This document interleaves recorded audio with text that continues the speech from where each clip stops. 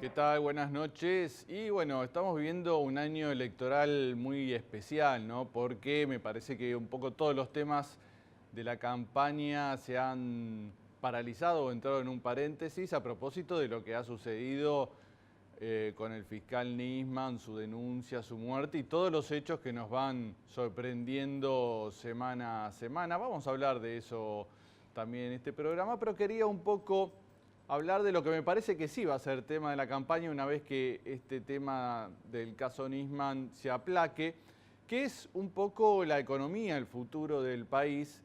Y para eso me parece que es bueno reflejarse un poco lo que está sucediendo en Europa, estos nuevos gobiernos que están apareciendo, el de Grecia, este fenómeno Podemos en España. Para eso hemos invitado al embajador argentino en Portugal, Jorge Argüello, que recientemente está promocionando aquí un libro, Diálogos sobre Europa, donde él ha hecho varias entrevistas a líderes y a especialistas y a políticos europeos, hablando, bueno, de este momento que está viviendo Europa, este momento muy particular. Desde hace unos años, bueno, sufre la misma crisis que todo el mundo, pero la ha resuelto de una manera especial, con una Alemania muy fuerte, obligando a los otros países a hacer diversos ajustes que ahora se ven ciertas rebeldías, como esta la que sucedió en Grecia, como la que se ve en España, como la que se ve en otros países. Él ha hablado con los líderes y ha hecho un libro muy interesante que vamos a estar aquí promocionando. Así que vamos a la pausa y ya con nuestro primer invitado de hoy.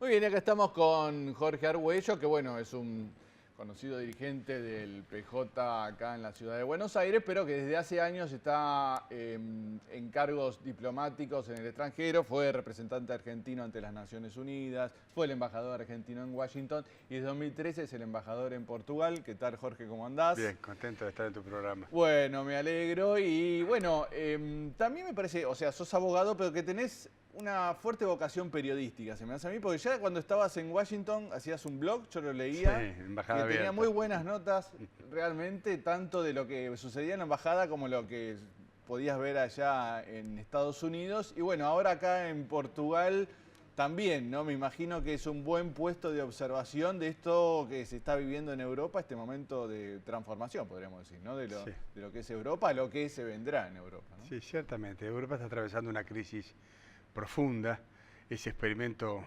maravilloso que empezó después de la guerra. Yo pertenezco a una generación inclusive que se formó y que creció mirando el proceso de unificación europeo, no solamente porque implicaba poner paz allí donde siempre hubo guerra, sino porque además implicaba la creación de un estado de bienestar, que era una cosa nueva, era la posibilidad de misturar lo mejor del socialismo con las mejores banderas del capitalismo y y cerrar una ecuación que mejorara e igualara la igualdad de oportunidades en Europa. Además, Europa puso como condición desde el primer día que solo las democracias podían incorporarse a la Unión. Eso hizo que España y Portugal quedaran para el final.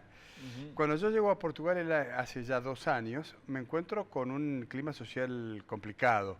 Manifestaciones de cientos de miles de personas en la calle, y no estoy exagerando, cientos de miles de personas. Me dicen los portugueses que no se habían visto ese tipo de manifestaciones desde la Revolución de los Claveles en 1974, que es la revolución que terminó con la dictadura más larga de Europa, 42 años de Salazar. ¿Eran los manifestantes tipo indignados como los que había en España? La consigna era que se elige la troika, que en español quiere decir que se joda la troika. La troika es la tríada compuesta por el Banco Central Europeo, el Fondo Monetario Internacional y la Comisión Europea. La tríada es la que tiene a su cargo rescatar a los países en crisis, ayudar a los países endeudados, pero, película ya vista por nosotros, lo hace a cambio de las condicionalidades. Claro.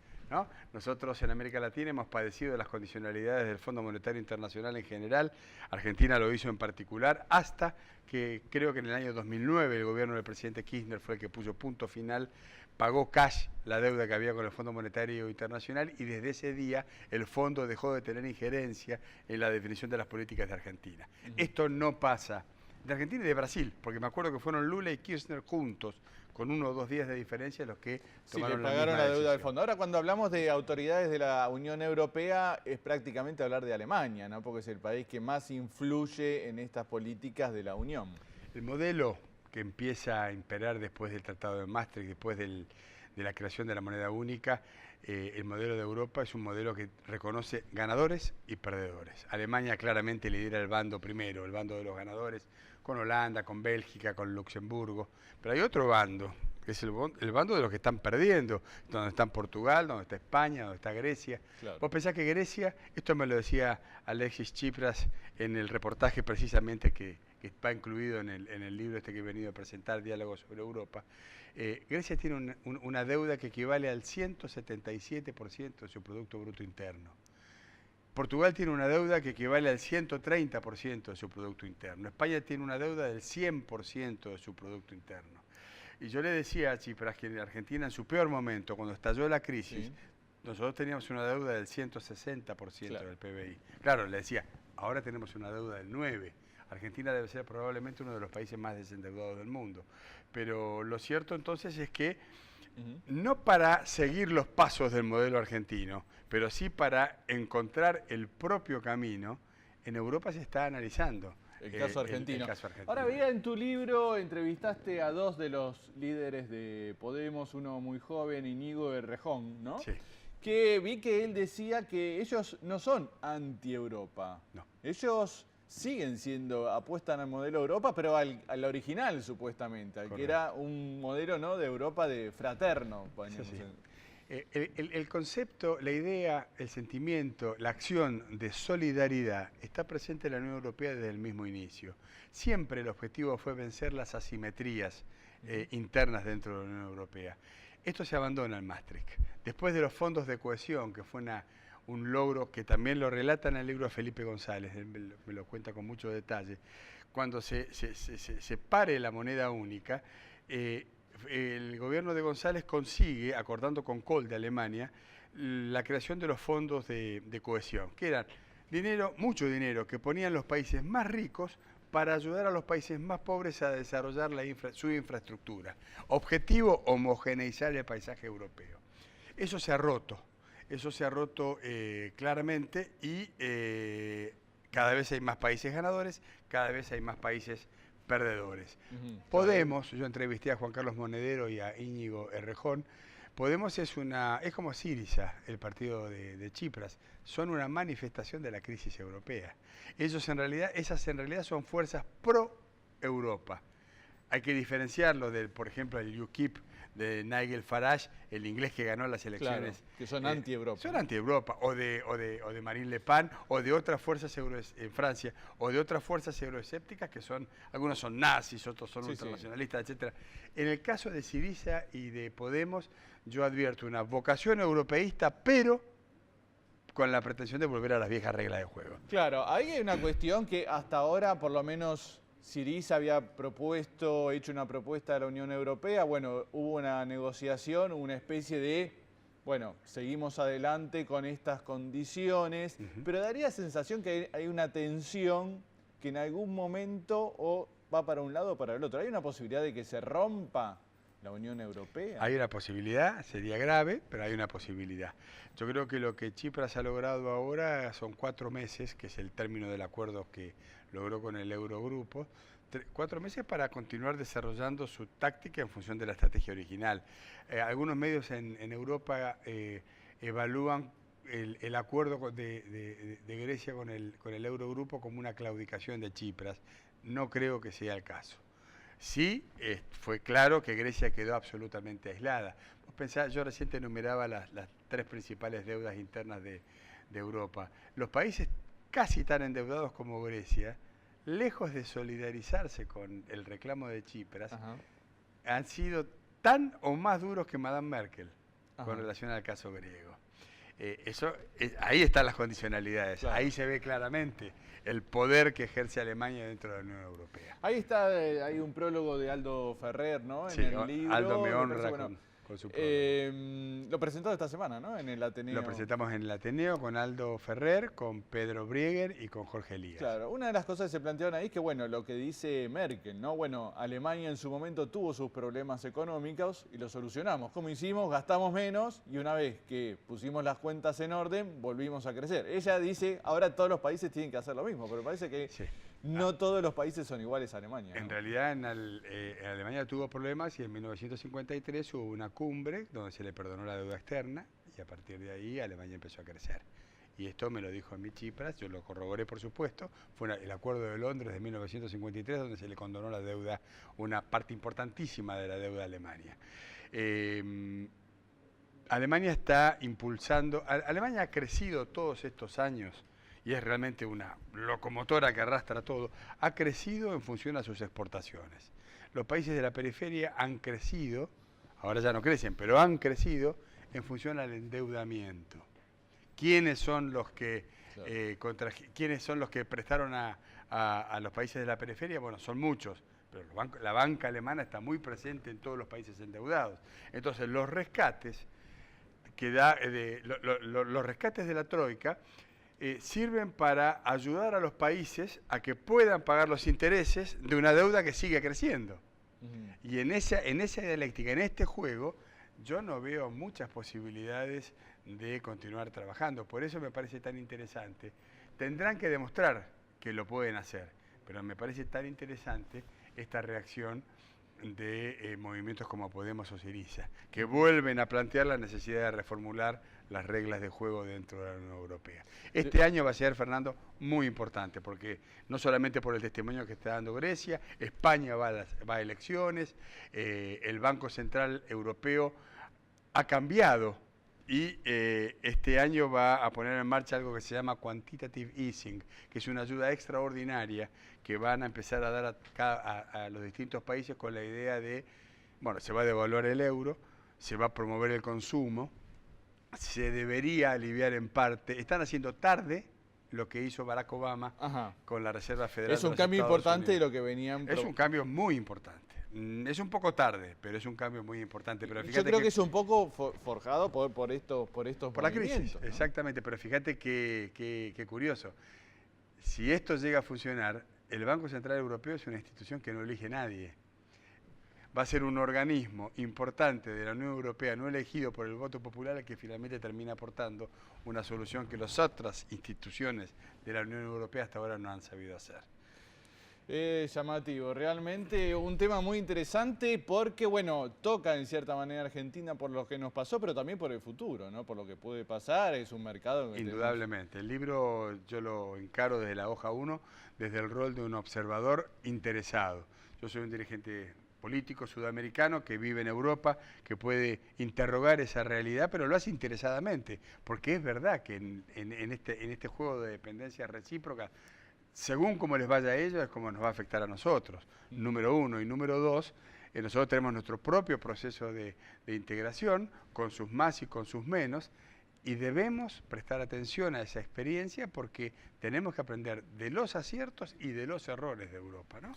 Muy bien, Jorge Argüello, como él mismo dice, cada vez que ando por Buenos Aires paso por Colores Primarios, así que muchas gracias por tenerlo aquí, el embajador argentino en Portugal. El libro Diálogos sobre Europa, por ahí veíamos la imagen. Muchas gracias, por estar aquí. Fernando, un gusto. Nosotros vamos a la pausa y seguimos.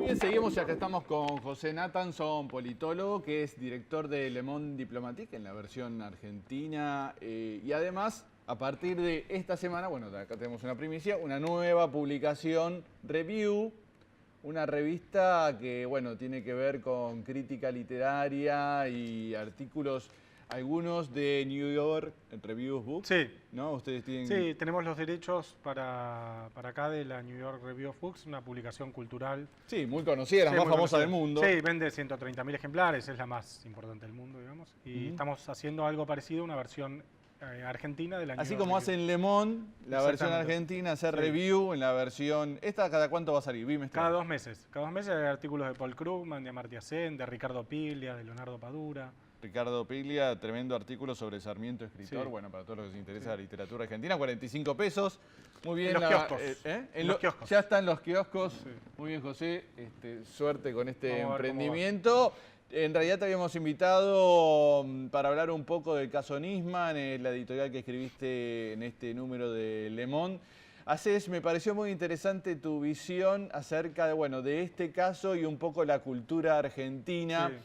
Cómo este particular sistema nuestro de político partidario es como que lo agranda el caso, Sí. ¿no? Porque, bueno, vos decís, un sistema bipartidista siempre es más como moderado, ¿no? Sí. Porque está uno en la oposición y sabe que, bueno, en la próxima le toca. Le puede Pero tocar. este sistema tan explosivo que Sí. tenemos... Vos fijate lo que pasó en estos meses que cambiaron los partidos. Había empezado de Frente Amplio, Sí, sí, UNEN, sí. ya dejó de existir. No, no existe más, Ahora sí. está el radicalismo Sí, con sí, sí. Macri, Wiener Sí, parece que baja hoy su candidatura, sí, por ahí cuando sí. ya lo estamos viendo. Sí. Una cosa insólita, ¿no? Sí. Bueno, todo esto es más inestable todavía, ¿no? Sí, claro, yo ahí lo que digo es trato de pensar el caso Nisman en el contexto del sistema de partidos y de la cultura política argentina. Lo que digo es que Argentina tiene un sistema de partidos muy fluido, donde, como vos decís, un día hay un partido, otro día hay otro. El peronismo es como en Terminator 2, ¿viste?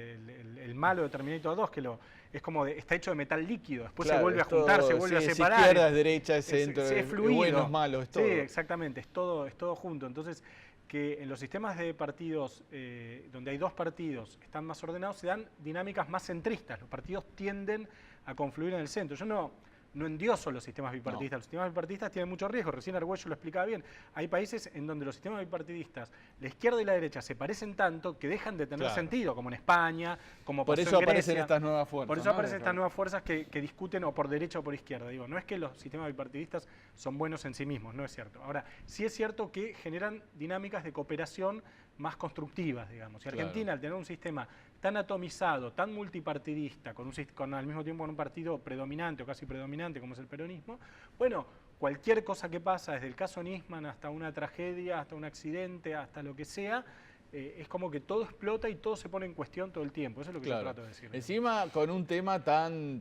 explosivo ya Sí. de por sí como fue esto de Sí. Nisman, suicidado, suicidio, Sí. homicidio, Sí. horas antes de ir a declarar en Congreso, todo es de Sí. película. Sí. Vos hablas también del particular rol de los medios, Sí. ¿no? De comunicación Sí. en todo esto, Sí. que lejos de apaciguar, sino exacerban. que exacerban. Yo lo que digo ¿no? es que los medios tienen como función, los medios en general, no hablo ni de Clarín ni de nadie en particular, los medios tienen como función agregarle un plus de melodrama a lo que pasa. Simplemente porque es el formato de los medios. O sea, Claro. La televisión es así, si la televisión no habla en términos de melodrama, no funciona, digo la Claro. televisión masiva. Entonces, cualquier cosa que pasa, el tono multimediático tiene que ser un tono de melodrama, digamos. Y en Claro. Argentina hay un sistema mediático con mucha centralidad. Digo, en este país se publican, bueno, acabamos de sacar otra revista, digo, pero en este país se publican 8 diarios de circulación nacional. Hay 3 diarios de negocios en un país con un PBI de, no sé, 300.000 Sí, millones y de una dólares. bolsa que es así de chiquitita. Claro, pero- ¿viste? Entonces me parece como que la centralidad de los medios, que está en todos lados, acá está más exacerbada, digamos, ¿no? Sí, y es cierto, bueno, todo esto de seguir dándole carbón a la Sí. caldera que se muestra, por ejemplo, vos hablás en el artículo especialmente de Elisa Carrió, ¿no? Sí. Que está muy fogoneada, ¿no? Sí. Por los medios. Sí, le dan mucho ¿Qué, espacio. qué espacio tiene en la realidad Elisa Sí. Carrió y qué espacio tienen los medios? Como ya sabemos, cada vez que aparece Elisa Carrió con todas Sí. las denuncias que hace, bueno, del Sí. autogolpe, de... Es que yo eso, ¿sabes qué me parece interesante ahí, Fer? Que hay dirigentes que tienen bajos niveles de representatividad, pero que miden. Claro. O sea, tienen mucho rating. Elisa Carrió, cualquier programador lo sabe, te sube el rating en un programa, digamos. Te Claro. lo sube por... Luis Delía es otro caso. Tipo que si se presenta a elecciones saca muy pocos votos, las pocas veces que se presentó le fue mal, pero que al mismo tiempo mide. Claro. Entonces, la lógica de los medios no necesariamente es la lógica de la sociedad o la lógica de la representación política. Ahora, esto aparece tanto, Elisa Carrió, tanto diría, digo, por poner ejemplos paradigmáticos de un lado y del otro, ¿no? Que parece que ellos tuvieran un peso de representación que en realidad no tienen, porque después Elisa Carrió se presenta a elecciones y no le va bien, No. le va más o menos, qué sé yo. A veces le voy a... A ver, alguna vez le fue bien, pero en general, digo, nunca logró superar el 20% de los votos, el 25% de los votos. Entonces me parece que esto hace que algunos personajes sean inflados cuando en realidad sus niveles de representatividad no son tan altos. Ahora, yo decía al principio, bueno, en algún momento de la campaña esto va a apaciguarse y volveremos a los temas y volveremos a los temas más normales de la campaña, la economía, el futuro, qué van a ser los planes. Pero daría la sensación que tanto en uno o en otro sector están como interesados en que no se decaiga, ¿no? Es extraño. Sí, yo ahí lo que digo, volviendo al tema de la editorial, es que hay una dinámica poco cooperativa. A ver, la muerte de Nisman es un hecho gravísimo, nadie va a decir que esto no es un hecho grave, es un fiscal que aparece muerto, todavía no se sabe exactamente cómo, que había presentado una denuncia, que después fue desestimada y demás. Ahora, tal vez en otras culturas políticas o en otros sistemas partidarios, un hecho de esta gravedad da lugar a que después se lancen procesos de cooperación más fuertes, que permitan, digamos, rearmar una situación política sobre otros pilares. A mí la sensación que me da es que cuando viene una sacudida, sea la muerte de Nisman, sea, qué sé yo, el fallo del juez Griesa, lo que pasa es que los actores, en vez de cooperar entre sí, chocan, como tipo autitos chocadores, digamos. Y que eso es lo que estamos viendo ahora y que por eso también las cosas se estiran, ¿no? Los procesos se estiran. Ahí rescataste, vos decís que en cada caso de estos tan paradigmáticos de la sociedad, por ahí sale algo bueno y en este caso fue la Agencia Federal de Inteligencia, o sea, cambiar lo que era la yo digo que las muertes ponen que una de las cosas buenas de la democracia, ya que estamos hablando mal de un montón de cosas, uno de los aciertos de la democracia es que la muerte no es tolerable, o sea, no se acepta a la muerte como parte de la muerte política, hablo yo, como parte del funcionamiento normal de en Argentina. Se aceptó durante muchos años, hasta el 83. Y todavía, era un método. Sí, era un método, y en otros países, en Colombia, en México, está bastante naturalizado que la muerte forma parte del juego político cotidiano. Acá en Rusia, lo que pasó en Rusia, claro. Acá la muerte impone siempre una frontera, hay un límite. La muerte es la frontera de la democracia, digo yo ahí. La muerte de Costecchi y Santillán obligó a Duhalde a adelantar las elecciones. La muerte de la tragedia de Once obligó al gobierno a cambiar su política ferroviaria. La muerte de Axel Bloomberg obligó al gobierno a cambiar, o al Parlamento a cambiar el Código Penal en un sentido, desde mi punto de vista, negativo. Ahora, siempre hay una frontera. Acá la muerte de Nisman obligó al gobierno a revisar por primera vez el rol de los servicios de inteligencia. Eso es lo que yo digo. Me parece que ese es un aspecto positivo de la Argentina, de la democracia argentina. Y la verdad que sí, ¿no? Hacía años ese personaje misterioso, que es Estiuso, que me parece que a la larga va a terminar jugando algún papel en esta investigación del caso Nisman, que era como una especie de cuco, una especie como tanto tiempo fue Chabrán, en la época de Menem. Sombra, ¿no? En la época de claro, acá todo el mundo te hablaba de Estiuso y era algo como que manejaba todos los hilos del poder, un tipo que bueno, ahora aparentemente apareció en la luz justo después que lo hubieran echado, sucede esta muerte, no sé, la presidenta por ahí lo señaló. Sí, lo señaló, por eso me pareció un poco por ahí, no sé si decir imprudente la presidenta, pero bueno, fue algo... A mí me pareció imprudente, sí. Pero lo bueno es que, bueno, todo esto salió a la luz, ¿no? Porque que este tipo apareciera como el titiritero del poder. Sí, se está destapando una olla. Hay que ver después qué se hace con esto, cómo funciona la nueva Agencia Federal de Inteligencia, si efectivamente se puede construir un servicio de inteligencia menos reñido con los valores democráticos. Yo también pienso, es difícil, en todos los países, vimos la investigación de la CIA hace un par de meses en Estados Unidos, cuando había un comité de la Cámara de Representantes encargado de investigar la CIA estaba espiando a la computadora y esto se probó, el jefe de la CIA actual tuvo que pedir disculpas porque habían entrado a la computadora de la presidenta del comité que tenía que investigar la CIA, ¿no? Y que, en Estados Unidos. Salieron a la luz todas esas atrocidades. Todas las torturas y demás. Quiero decir, los servicios de inteligencia como una caja negra son un problema de todos los países del mundo. La cosa es tratar de establecer los controles más transparentes posibles y más férreos posibles sobre eso, me parece.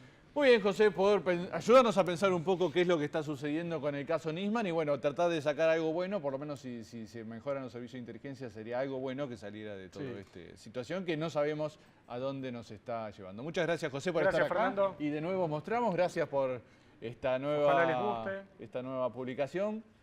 Suerte. Nosotros nos despedimos, chau, hasta el viernes que viene.